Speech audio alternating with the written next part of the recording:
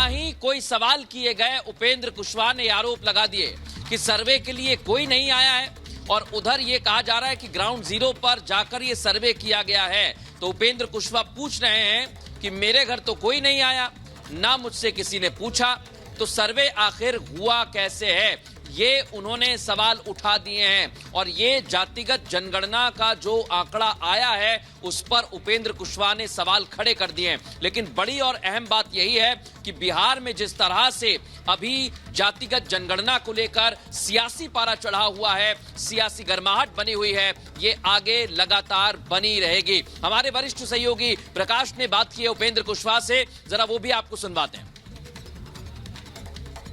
उपेंद्र कुशवाहा जी, ये जो आंकड़े प्रकाशित हुए हैं, कि मैं सबसे पहले ये जानना चाहता हूं कि आपसे आपकी जाति पूछने कोई आया था? आपने ऐसा सवाल पूछा है। देखिए, बिल्कुल किसी ने आज तक मुझसे पूछा ही नहीं। इतने दिनों में हम तो इंतजार करते रहे कि कोई सरकारी कर्मी कोई पूछेगा हमसे कि आप किस जात के हैं, तो हम बताएंगे। लेकिन किसी ने आज तक संपर्क नहीं किया। तो हम तो अचंभित हुए जब प्रकाशन हुआ अभी कल आंकड़ा का। तो हमको लगा कि जब हमसे नहीं पूछा गया तो इस तरह के बहुत सारे लोग हो सकते हैं जिनसे नहीं पूछा गया हो। और उसके बाद कई जगह से बिहार भर में फ़ोन आया कि कैसे यह आंकड़ा जारी हुआ। इसमें बहुत सारे लोगों ने कहा कि हमसे पूछा ही नहीं गया, तो मुझसे भी नहीं पूछा गया। अब बिल्कुल सच है। तो आप क्या करेंगे इसको लेकर, जब आपका तो गिनती ही नहीं हुआ?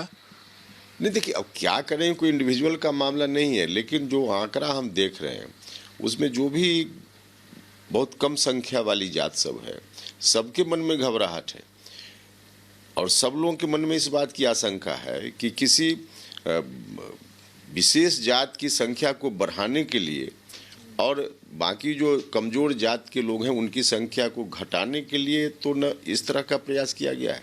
तो सब लोगों के मन में आशंका है। जो कम संख्या वाली जात, कमज़ोर जात के लोग हैं, उनके मन में तो और भय है। जैसे अब जिस तरह से मलाह है, नुनिया है, चंद्रवंशी हैं, इस तरह से इन लोगों के मन में तो और ज़्यादा ही भय है कि एक जात की संख्या को बढ़ाने के लिए हमारी संख्या घटाई गई है, ऐसी आशंका है लोगों की। जाति की संख्या बढ़ाने के लिए जो भी जाति की संख्या उसमें बढ़ी हुई है उसको लोग देखकर अब आशंकित हैं, डरे हुए हैं। तो अब इनके लिए आखिर क्या कुछ सरकार करेगी, इनके मन में जो डर समा गया है, जो कम संख्या वाली जात के लोग हैं, उसके लिए नीतीश जी के ऊपर भरोसा लोगों का, ऐसे ही लोगों का भरोसा नीतीश जी के ऊपर था और इसीलिए नीतीश जी सत्ता में रहे, इन्हीं लोगों के कारण, जो कम संख्या वाली जात के लोग हैं।